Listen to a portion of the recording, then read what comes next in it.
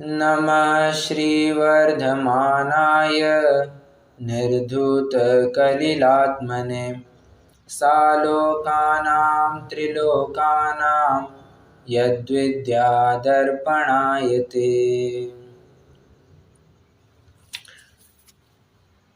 श्री रत्नगण श्रावकाचार्य जी के आधार से हम सम्यक दर्शन का क्या स्वरूप है इसको समझ रहे हैं।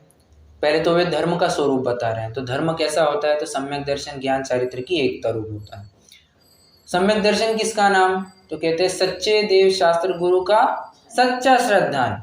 बराबर, ये हमने एक शब्द एडिशनल ऐड किया था अपने अंडरस्टैंडिंग के लिए कि सच्चे देव शास्त्र गुरु का भी सच्चा श्रद्धान वो सम्यक दर्शन कहलाता है। तो बताइए हमें सच्चे देव का सच्चा श्रद्धान किस रूप होता है, सच्चे शास्त्र का सच्चा श्रद्धान किस रूप होता है, और सच्चे गुरु का श्रद्धान किस रूप होता है, ये हमें ज़रा एक्सप्लेन कीजिए। तो उसके अंतर्गत हम देव का स्वरूप देख रहे हैं। तो देव के स्वरूप में हमने उनके तीन गुण देखे, वितरागी, सर्वज्ञ और हितोपदेशी, जिसमें स्याद्वाद शैली का प्रयोग करते हुए आचार्य देव ने ये बताया था ये तीन गुण होंगे तो ही आप्त कहलाएंगे, अगर इनमें से एक भी कम होगा तो आप्त नहीं कहलाएगा। ठीक है, और फिर उनके अनेक कहने की अपेक्षा 8 जो अन्य नाम है या अन्य विशेषण है उनकी कल हमने चर्चा की थी। साथ ही साथ हमने 18 दोषों से किस प्रकार वे रहित होते हैं इसके ऊपर भी चर्चा की थी, और उनके कौलाहार का निषेध क्यों बताया जाता है इसके ऊपर भी लगभग 40-45 मिनट चर्चा की हुई है। आज हमें 9वें श्लोक की तरफ बढ़ना है, परंतु उससे पूर्व मैंने ग्रुप पर एक मैसेज डाला था कि जो एक आज प्रश्न आया है उसकी थोड़ी चर्चा करेंगे। प्रश्न क्या है ग्रुप पर प्रश्न क्या आया था? मुनि के आचार का छंद कौन सा है? ओके, मुनि के आचार संबंधी छंद कौन सा है? तो 10वां श्लोक कहने की अपेक्षा ना, आइए ये 70 नंबर का श्लोक है।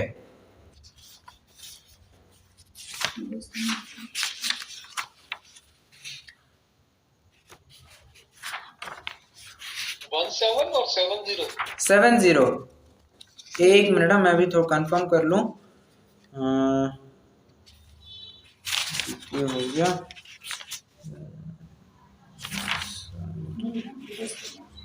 नहीं रे वो नहीं है।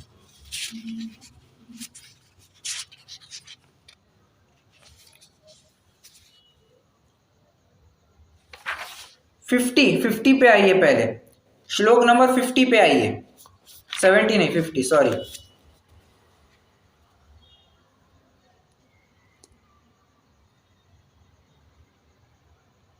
यहां पर चारित्र के दो भेद करके दिखाए हैं, एक सागार और अनगार। सागार मतलब क्या? स आगार, आगार मतलब रहने का स्थान, रुकने का स्थान। तो जो आगार सहित है मतलब घर में रहते हैं, गृहस्थ, तो उन्हें सागार कहते हैं। और अनगार जो आगार से रहित है, घर से रहित है, घर में नहीं रहते हैं, घर में नहीं रहते हैं अर्थात घर के साथ साथ घर संबंधी विकल्पों में भी नहीं रहते हैं। तो ऐसे जो अनगार या यति या मुनीश्वर होते हैं वे दूसरे कैटेगरी में आ जाते हैं। ठीक है, तो यहाँ पर अब चारित्र के दो भेद है ऐसा कहने वाला श्लोक कहते हैं। तो चारित्र के दो भेद वाला श्लोक है, सकलम विकलम चरणम। चरणम मतलब चारित्र, सकल और विकल, सकल चारित्र और विकल चारित्र। सकल चारित्र मतलब क्या? महाव्रत। विकल चारित्र मतलब क्या? देशव्रत, अणुव्रत। ठीक है, तत्सकलम सर्वसंग विरतानाम, उसमें जो सकल चारित्रवंत है सर्वसंग विरतानाम, समस्त साथी संगातियों को छोड़ करके या घर परिवार राजपाट को छोड़ करके जो विरक्त हो चुके हैं, अनगाराणाम, उन्हें अनगार कहते हैं। ठीक है, विकलम सागाराणाम ससंगानाम, और जो संग सहित पाए जाते हैं वे विकल चारित्रवंत है, वे सागार होते हैं। ठीक है, ये तो पहला आधार हो गया। अब दूसरा आधार मिल नहीं पा रहा है,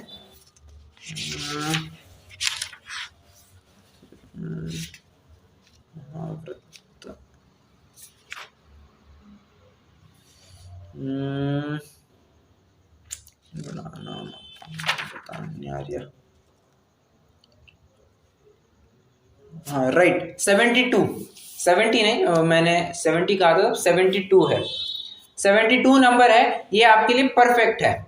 ठीक है, मैंने आपको एक पहले क्या कहा, पहले मैंने आपको एक बेस जमाया कि हाँ यहाँ पर थोड़ी सी हिंट दी गई है कि चारित्र के दो भेद कौन से हैं।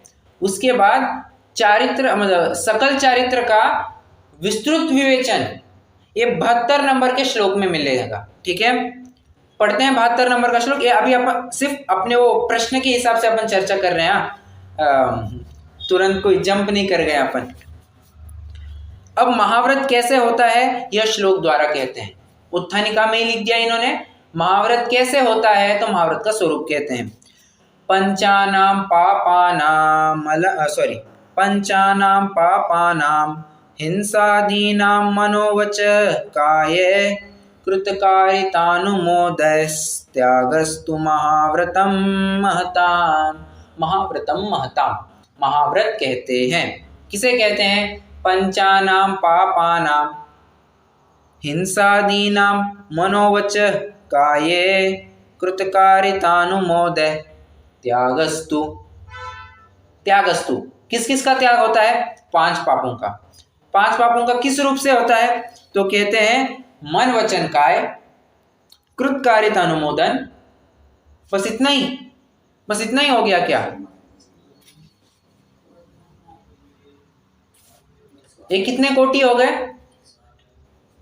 यहां पर अगर सिर्फ मन वचन काय कृतकारित अनुमोदन को लेंगे तो कितने कोटि हो गए,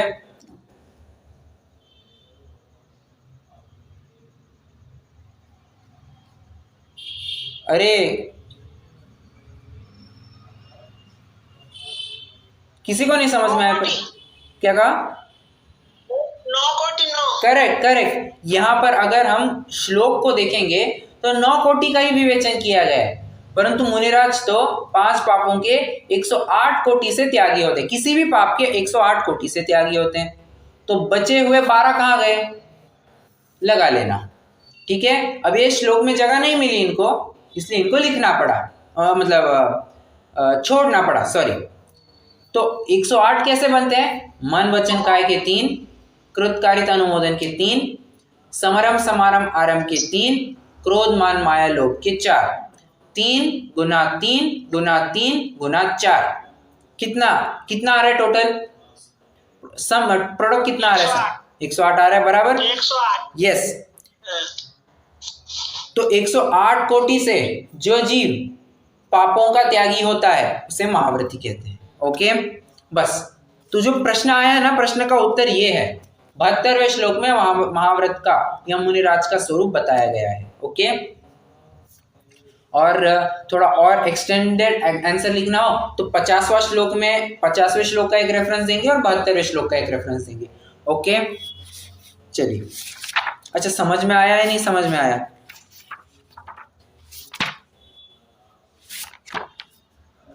मन वचन का कृतकारित अनुमोदित और तीसरा क्या था, समरम समारंभ आरंभ,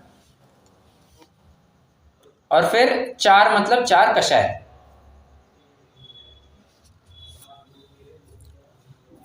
अभी अगर नहीं याद रहा, नहीं नोट कर पाए, कोई दिक्कत नहीं है, जब 72वां श्लोक आएंगे तब अपन फिर से चर्चा करने वाले हैं, तो अभी चिंता करने की कोई बात नहीं है। ओके, ये तो मैंने प्रश्न के हिसाब से उत्तर दिया।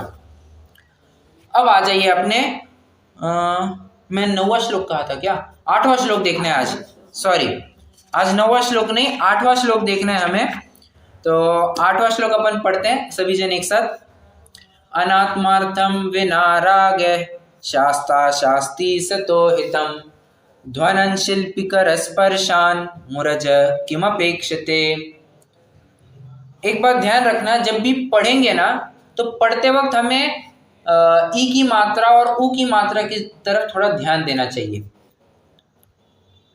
पढ़ते पढ़ते क्या होता है, मूरज ऐसा पढ़ लिया जाता है। देखिए, कोई पढ़ते हो कैसे पढ़ेगा, ध्वनन शिल्पी कर स्पर्शान ऐसे पढ़ लेगा, परंतु शिल्पी ऐसा नहीं है, ध्वनन शिल्पी, शिल्पी एकदम शॉर्ट में उसका उच्चारण होगा। ध्वनन शिल्पी कर स्पर्शान मुरज किमपेक्षते, मूरज किमपेक्षते ऐसा नहीं पढ़ना है। म को उ की मात्रा छोटी है इसलिए उसका उच्चारण छोटा होगा, ठीक है। ये उच्चारण में भी देखिए, आप उच्चारण गलत करेंगे ना तो वो अक्षर भी बदल जाएगा और फिर उसका अर्थ भी बदल जाएगा। इसलिए उच्चारण करते वक्त भी जितना आपसे समझ में आए, आप समझ सके, आप उतना उच्चारण स्पष्ट करेंगे तो बेहतर रहेगा। ठीक है, फिर से एक बार पढ़ेंगे, ध्यान देना। अनात्मार्थम विना रागः शास्ता शास्ति सतो हितम। देख रहे बराबर, मैं शास्ता शास्ति, मैंने इसके ऊपर बिल्कुल भी ज्यादा एम्फोसिस या जोर नहीं दिया, एकदम शॉर्ट में उसका उच्चारण किया। ध्वनन शिल्पिकर स्पर्शान मुरज किमपेक्षते। आ रहा है ख्याल में? उच्चारण भी समझ में आ रहा है सबको?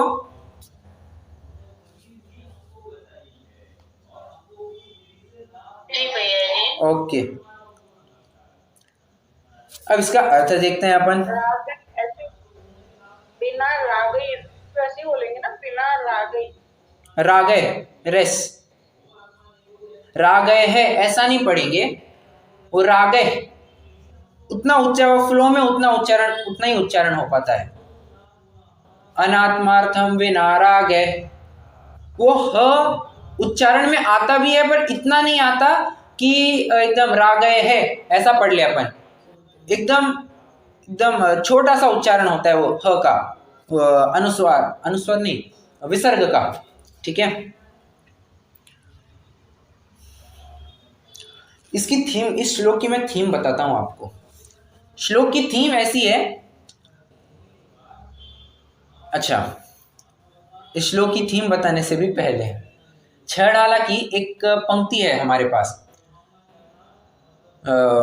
जो ख्याति लाभ पूजादि चाह धरि करन विविध विध देह दाह, आत्म अनात्म के ज्ञानहीन जे जे करनी तन करन छीन, ते सब मिथ्या चारित्र त्याग। अब आत्म के हित पंथ वो आगे की बात है। ठीक है, परंतु मिथ्या चारित्र, गृहीत मिथ्या चारित्र को स्पष्ट करते हुए वहां पे उन्होंने जो ख्याति लाभ पूजा आदि की चाह रखने वाले होते हैं, ऐसे जो देव है, शास्त्र है या गुरु है, ये कभी भी सच्चे गुरु नहीं हो सकते हैं। ये वहां पर एक्सप्लेन किया था। ओके, कितने जनों को याद आ रहा है कि हाँ ऐसा कुछ पढ़ा है अपन ने?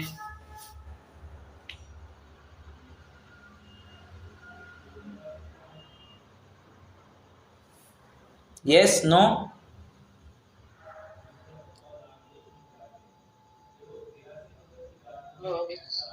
पढ़ा तो है। हाँ, पढ़ा तो है बट याद नहीं आ रहा है। ठीक है, कोई बात नहीं। परंतु छेड़ाला देखिए एक ऐसी चीज है जो कम से कम कंठपाठ में तो आती ही रहनी चाहिए। भले ही आपको अर्थ समझ में आए ना आए, कंठपाठ में तो निरंतर आती रहनी चाहिए। एक दिन ऐसा आएगा आपको अर्थ भी अपने आप याद आने लग जाएगा। ठीक है, अर्थ के लिए आपको अलग से प्रयास करने की जरूरत नहीं है।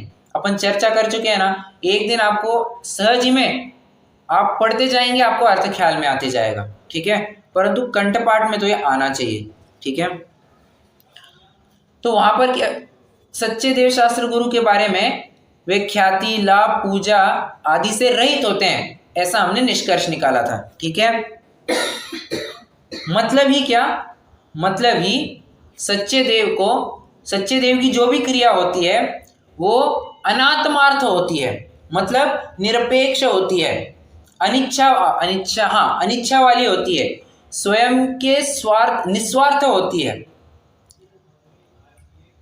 कोई प्रश्न कर सकता है, निस्वार्थ वृत्ति तो अन्य कितने ही जनों में पाई जाती है, कितने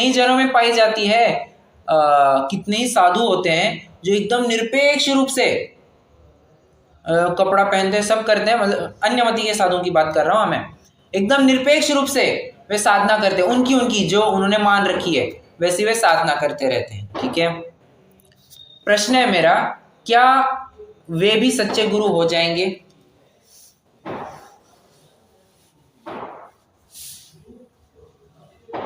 देखने पर हमें एकदम लगता है कि हाँ ये एकदम निरपेक्ष रूप से कर रहा है, सब कुछ अपने फायदे के लिए कुछ भी नहीं कर रहा है, देखते वक्त तो ऐसे लगता है, और वास्तव में होगा भी वैसा, निस्वार्थ रूप से कर रहा होगा।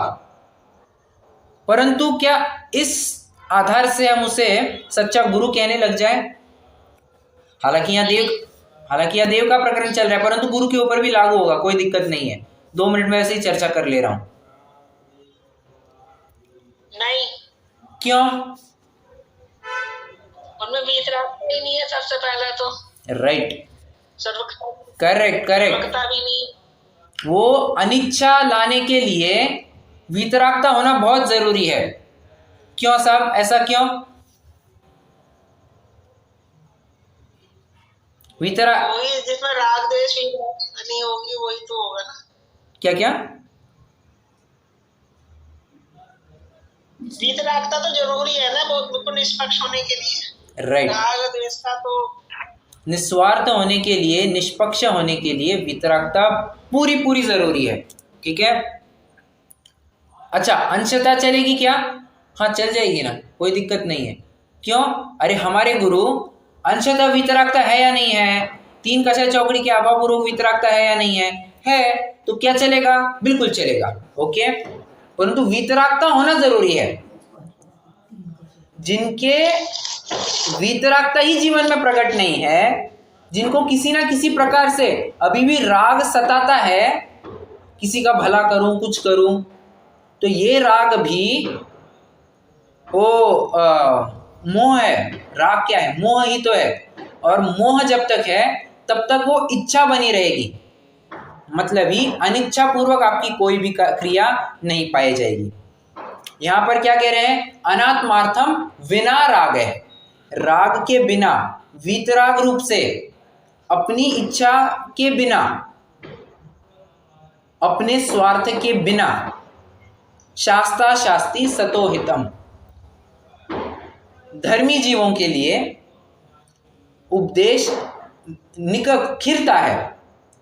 ठीक है, भगवान कोई जबरन नहीं देते हैं उपदेश, वो तो भविभागन वच जोगे वशाय, वो तो भव्य जीवों को सामने देख करके सहज ही उनकी वाणी खुल जाती है। जिस प्रकार सूर्य के प्रकाश से कमल अपने आप खुल जाता है, उसे खोलने की कोई जरूरत नहीं पड़ती है। ठीक है, उसी प्रकार भव्य जीवों को सामने देख करके भगवान को कोई अलग से इच्छा नहीं करनी पड़ती है, वाणी सहज में मुखरित हो जाती है। ठीक है, जैसे तर्क क्या देते हैं आचार्य देव? जबरदस्त तर्क देते हैं।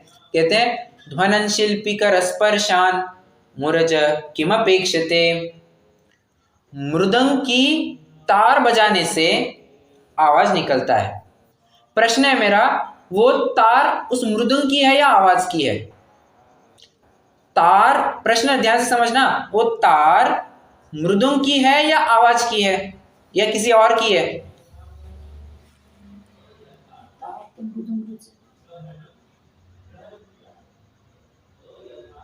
मृदंग की तार की तो है ना। बराबर, वो तार जो है वो मृदंग की है। उसको बजाने पर मृदंग को कोई अपेक्षा होती है क्या, या उस वस्तु को कोई अपेक्षा होती है क्या कि अरे हाँ इसके बदले में मुझे कोई अच्छा कहे?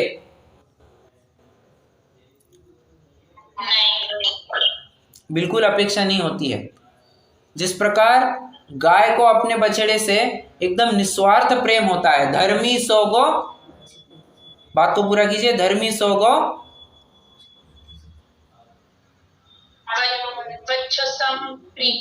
बच्च प्रीति सम, बराबर, धर्मी सो गौ बच्च प्रीति सम। जिस प्रकार एक गाय को, यहां पर माँ बेटे का भी उदाहरण नहीं दिया, गाय और बछड़े का उदाहरण दिया है। क्यों? गाय अपने बछड़े को निस्वार्थ रूप से चाहती है। लोक में तो किसी न किसी प्रकार से अपेक्षा बनी रहती है, परंतु गाय को अपने बछड़े से कोई अपेक्षा नहीं हुआ करती है।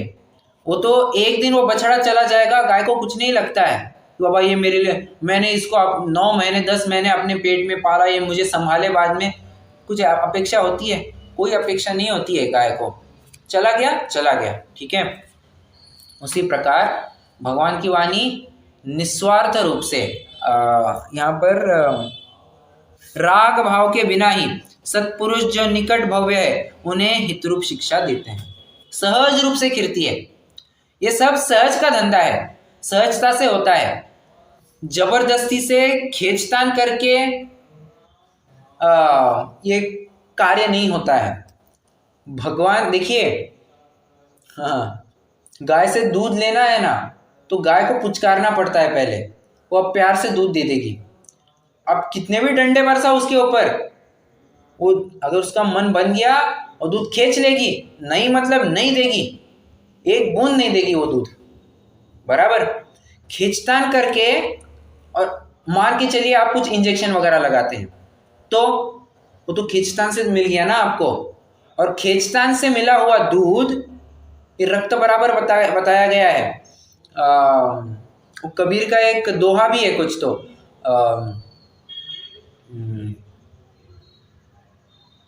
सहज मिले सो दूध बराबर, मांगे मिले सो पानी, कहे कबीर वह रक्त है, जामे खींचा तानी।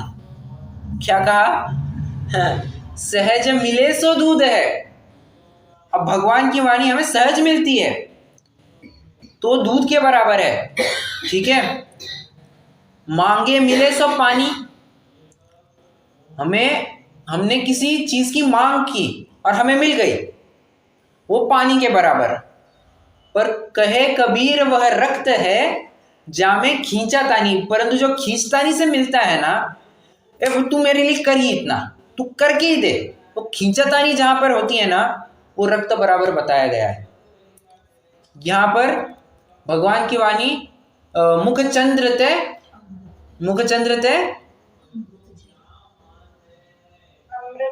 बराबर, मुख चंद्र ते अमृत झरे, खून झरे ऐसा नहीं कह रहे हैं। क्यों? सहजता से मिल रहा है। सहजता से जो भी चीज मिलती है उसमें बहुत सहजता होती है। देखिए लाइन को समझना, सहजता से जो भी चीज मिलती है उसमें सहजता बहुत होती है। उसमें सामने वाला जो रिसिपिएंट होता है, जो सुनने वाला होता है, उसके भी परिणाम बहुत भीगे हुए होते हैं, समझने की बराबर बुद्धि से आया हुआ होता है।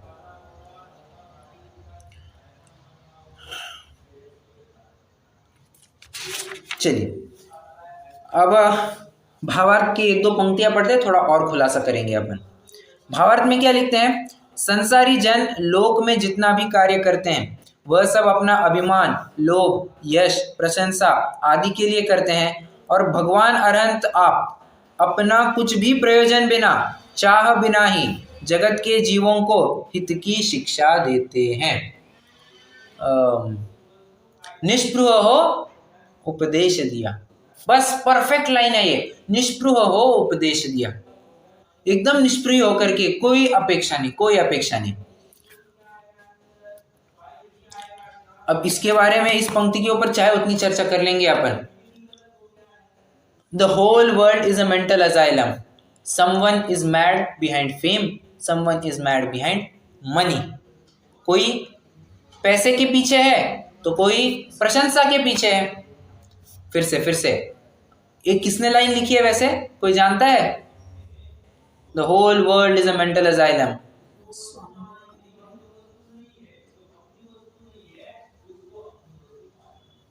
शायद मैंने कभी शेयर किया होगा, मुझे भी एग्जैक्टली याद नहीं, बट किया होगा शेयर।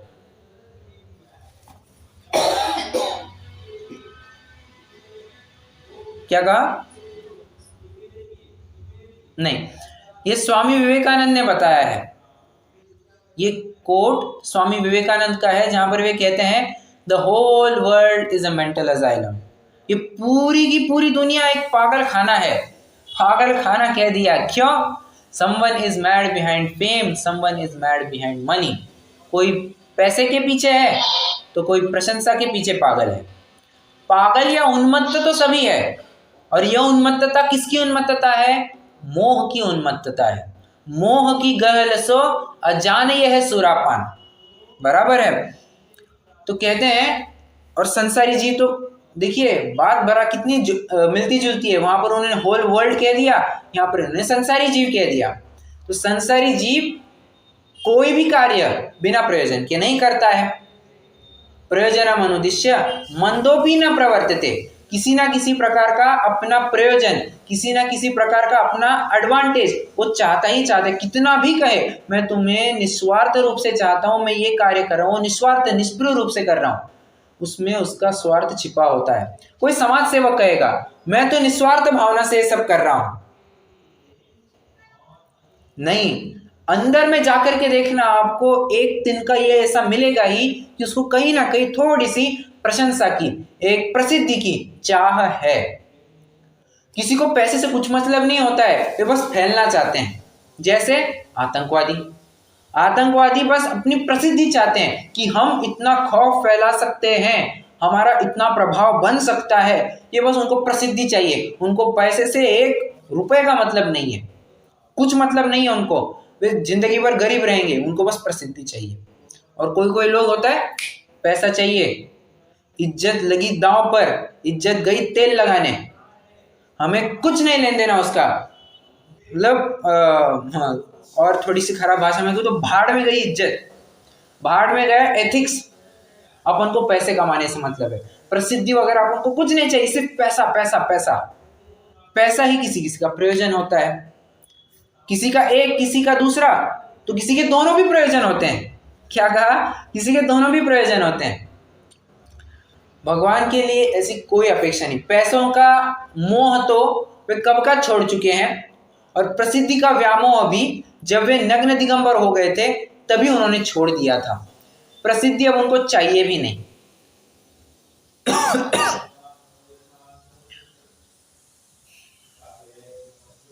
जैसे मेघ प्रयोजन के बिना ही लोगों के पुण्य के उदय के निमित्त से उत्तम देशों में जाते हैं, गर्जना करते हैं और प्रचुर जल की वर्षा करते हैं, उसी प्रकार भगवान आप तभी लोगों के पुण्य के उदय के निमित्त से उत्तम देशों में विहार करते हैं और धर्म रूप अमृत की वर्षा करते हुए उपदेश देते हैं। क्योंकि सत्पुरुषों की प्रवृत्ति अर्थात जो आचरण होता है वह दूसरों के उपकार के लिए ही होता है। खलस्य साधो विपरीतमेतत् ज्ञानाय दानाय च रक्षणाय। क्या है वो श्लोक? किसी को याद है?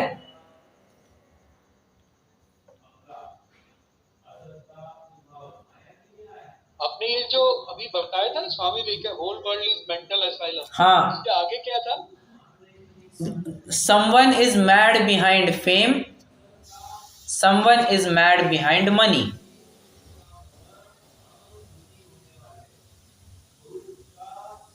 अब हो सकता है वर्डिंग थोड़े कम ज्यादा भी हो, आप चेक कर लेना, बट भावार्थ तो ऐसा ही है। Yes yes, correct. हाँ, तो मैं क्या कह रहा था, वो श्लोक किसी को याद है क्या? श्लोक कह रहा है। देखिए, विद्या विवादाय धनम मदाय शक्तिं परेशां परपीडनाय खलस्य साधो विपरीतमेतत् ज्ञानाय दानाय च रक्षणाय। यहाँ पर क्या लाइन आई है? सत्पुरुषों की प्रवृत्ति दूसरों के उपकार के लिए होती है। बस मैं इसी तर्ज पर वो श्लोक कह रहा हूँ आपको, इसी पंक्ति को थोड़ा और इलैबोरेट कर रहा हूँ। विद्या विवादाय धनम मदाय, लिखते जाना मतलब दिमाग में लिखा तो भी चलेगा। विद्या विवादाय, विद्या मिली तो विवाद करने के लिए लगाता है। धनम मदाय, धन मिला तो अकड़ दिखाता है। शक्तिम परेशां परपीडनाय, और अपने पास बल आ गया, बल किसी भी प्रकार से हो सकता है। मतलब एक पॉलिटिकल पावर जो कहते हैं ना, पॉलिटिकल इन्फ्लुएंस, या फिर एक शारीरिक बल भी होता है। ठीक है, एक इन्फ्लुएंस भी होता है और एक शारीरिक बल भी होता है, किसी भी प्रकार से ले सकते हैं। शक्तिम परेशां परपीडनाय, और अपने पास शक्ति आ गई तो दूसरों को तकलीफ देने में लगाता है। इसका खराब कैसे कर सकते हैं अपन देखते हैं। ठीक है, खलस्य साधो, ये सब प्रवृत्ति किसकी पाई जाती है? तो कहते हैं खल की पाई जाती है। मतलब एक दुर्जन जो होता है उसकी ये सब प्रवृत्तियां पाई जाती है। और साधु पुरुष की कैसी प्रवृत्ति होती है? खलस्य साधो विपरीतमेतत्, एतत्, ये जितने भी तीन बातें बताई इनसे एकदम विपरीत होती है। कैसे होती है? ज्ञानाय दानाय च रक्षणाय। विद्या मिल गई तो दूसरों को दान देने में लगाते हैं, बांटते हैं। दानाय, पैसा आया अपने पास तो दूसरों को दान देते हैं, दूसरों की मदद करते हैं। और रक्षण आय, अपने पास बल आया है तो दूसरे लोगों की रक्षा करो, उनके लिए अपने शक्ति का प्रयोग होता है। बस यही बात आप तक के लिए भी लागू होती है। साधु मतलब क्या? सज्जन पुरुष, सच्चा व्यक्ति या एक अच्छा व्यक्ति। तो अच्छे व्यक्ति के ये सारे गुण बताए जाते हैं। दूसरों के परोपकार में ही लगता है वो, और वो परोपकार, साधु पुरुष का परोपकार कैसे होता है? वो निस्वार्थ होता है, किसी भी अपेक्षा को लेकर के नहीं। संसारी गृहस्थ के कार्य प्रायः निस्वार्थ रूप से नहीं पाए जाते हैं, किसी ना किसी प्रकार से उसमें थोड़ा सा स्वार्थ, किसी प्रकार की स्पृहा, कोई इच्छा, कोई वांछा बनी ही रहती है, किसी न किसी प्रकार से बनी ही रहती है। साधु पुरुषों की वैसी नहीं पाई जाती, सज्जन पुरुषों की ऐसी प्रवृत्ति नहीं पाई जाती है। वो तो बस ये विचार करते हैं कि सामने वाले व्यक्ति का भला कैसे हो। तीर्थंकर प्रकृति कैसे बनती है जी?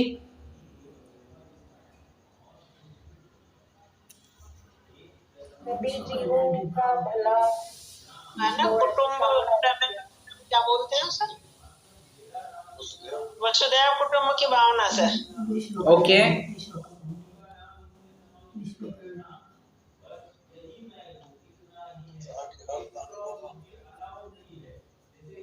थोड़ा और अच्छे से।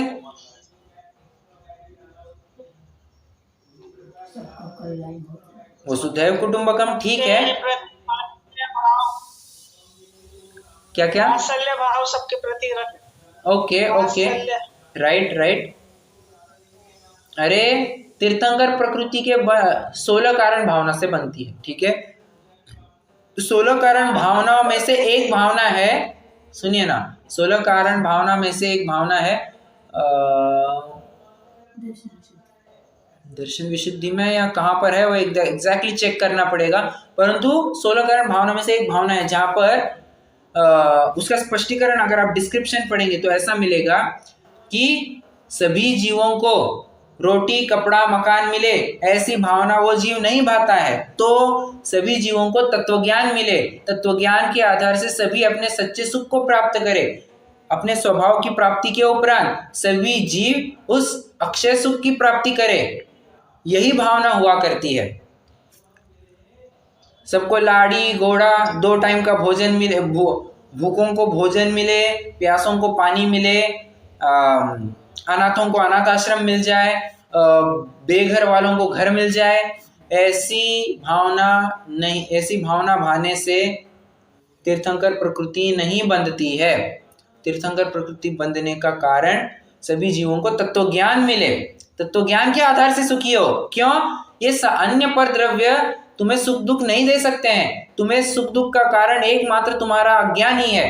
तो अज्ञान से हम सब बचे, अज्ञान हमें किसी को नहीं करना, हम सभी तत्वज्ञानी हो, यही एक भावना होती है। और ये इस भावना में बोलिए ना मुझे, ऐसी भावना है, ऐसी भावना में स्वार्थ क्या है? सभी जीवों को तत्वज्ञान मिले, इससे क्या स्वार्थ है?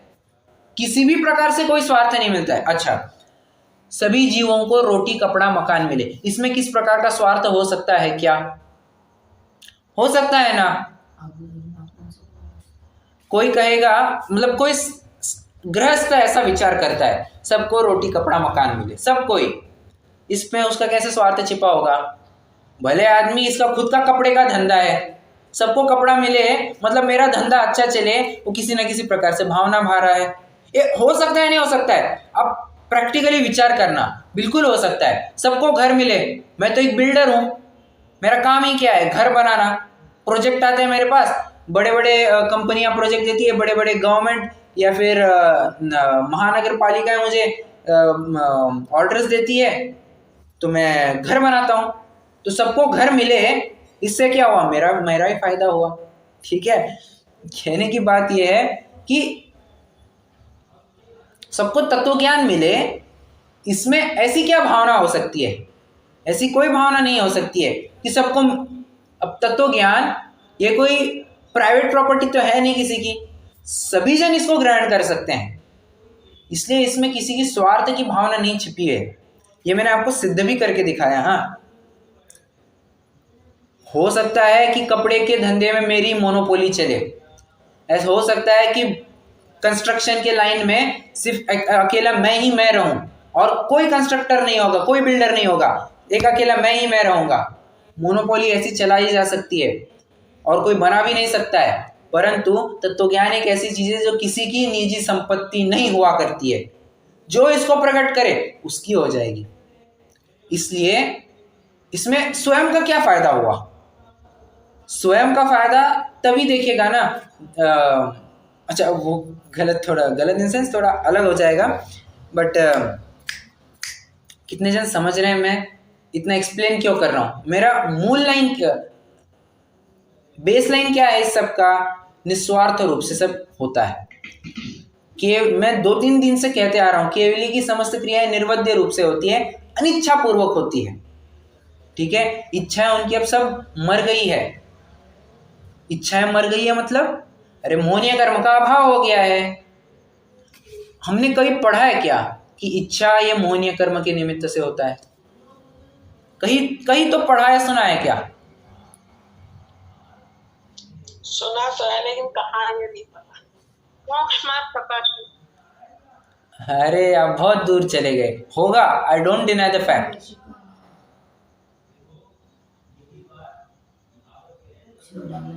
अरे परसों की कक्षा में ही प्रकरण आया था। कैसे?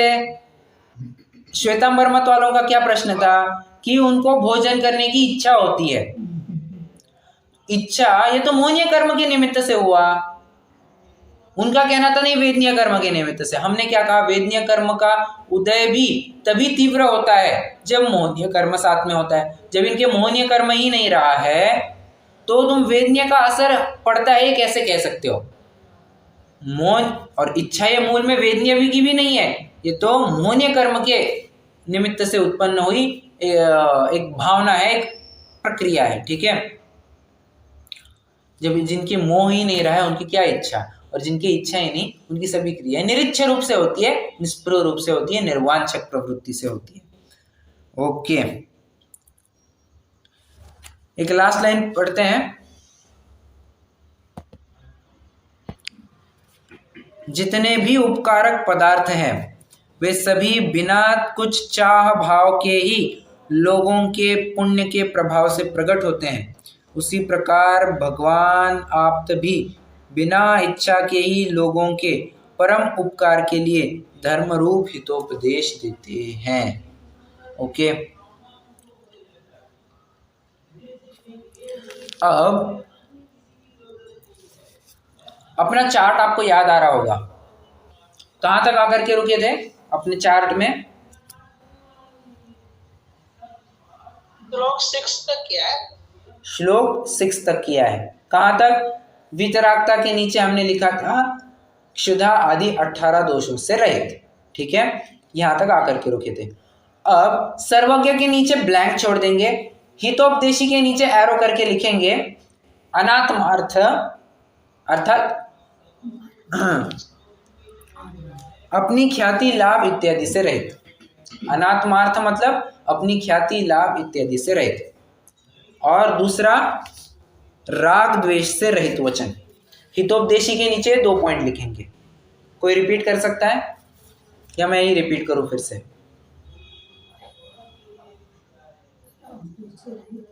चलिए मैं ही रिपीट करता हूं। एक है अनात्मार्थ, मतलब ही अपनी ख्याति लाभ इत्यादि से रहित, और एक है राग द्वेष से रहित। 2 पॉइंट आगे सर्वज्ञ के नीचे, एक्सट्रीमली सॉरी, हितोपदेश के नीचे। सर अनात्मा कैसे?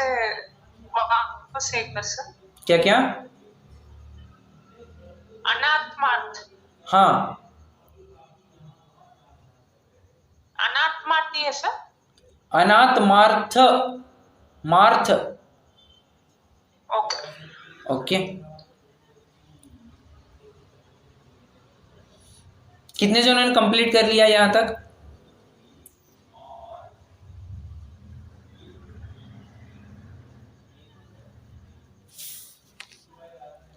हो ओके, हो गया होगा। तो इसके नीचे ना देखिए, वीतराग, सर्वज्ञ और हितोपदेशी, इन तीनों के मतलब यहाँ तक हो गया था। अब इन तीनों को ना एक कर्ली ब्रैकेट कीजिए, मतलब इन सबको इकट्ठा कीजिए एक जगह पे, या फिर 3 एरो एक जगह पे लाइए, और उसके नीचे आप भगवान के वे 8 नाम जो हमने पढ़े थे, वे 8 नाम लिख दीजिए। परमेष्ठी, परम ज्योति, विराग, विमल, कृति, सर्वज्ञ, सार्व, अनादि, मध्यांत। ये आपको नाम मिल जाएंगे। मैंने तो आपको आगे की स्टेप भी बता दी कि तीनों को इकट्ठा कीजिए और एक एरो लीजिए, उसके अंदर 8 पॉइंट लिखेंगे। एक के आगे लिखिए तो भी चलेगा, कोई दिक्कत नहीं है। परमेष्ठी, परम ज्योति, विराग, विमल, कृति, सर्वज्ञ, सार्व, अनादि, मध्यांत। कितने जनों को समझ में आया मुझे क्या कहना है?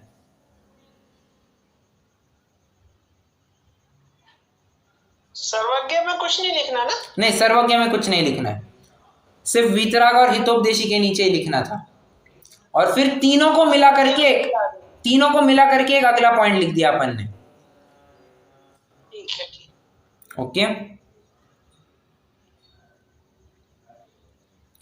चलिए रुकते हैं। आज आराम से अपना 8वां श्लोक भी हो गया है, हम आराम से चल रहे हैं। जी। हाँ जी, ये जो परमेष्ठी वर्ड होता है, इसमें आता है, आता है। कैसे कहें अभी, ठ से ठठेरा। प्रकाशक में लिखा हुआ।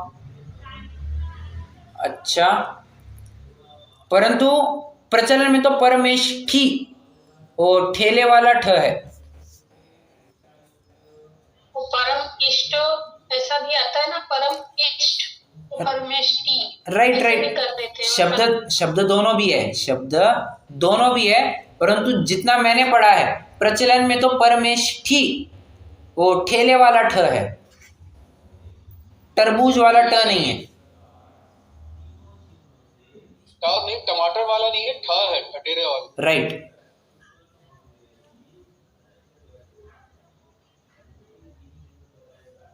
ओके, वैसे तो दोनों ही सही होंगे ना, क्योंकि इसमें राइट, वो है तो अर्थ तो दोनों का एक अर्थवाची ही लिया जाता है,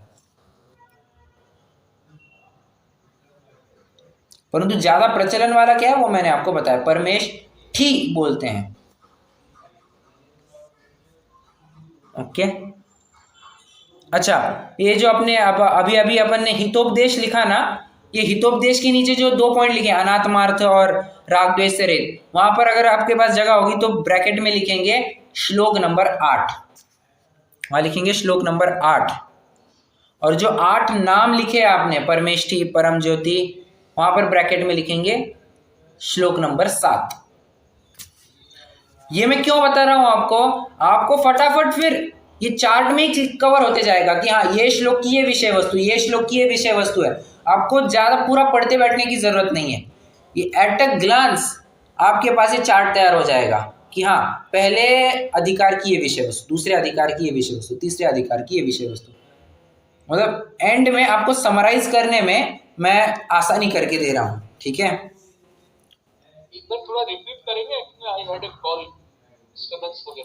मैं ये कह रहा हूं हितोपदेशी का जो पॉइंट अपन ने लिखा वहां पर लिखना है श्लोक नंबर 8, और जो नीचे अपन ने 8 नाम लिखे हैं परमेष्ठी, परम ज्योति, विराग, विमल आदि, वहां पर लिखना है ब्रैकेट में श्लोक number 7। Right, thank you. Okay, चलिए गुड टू गो। आज हमने 8वें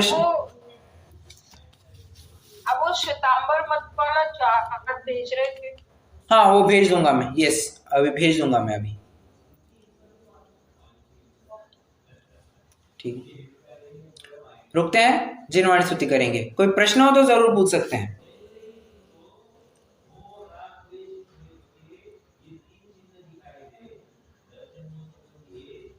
ओके।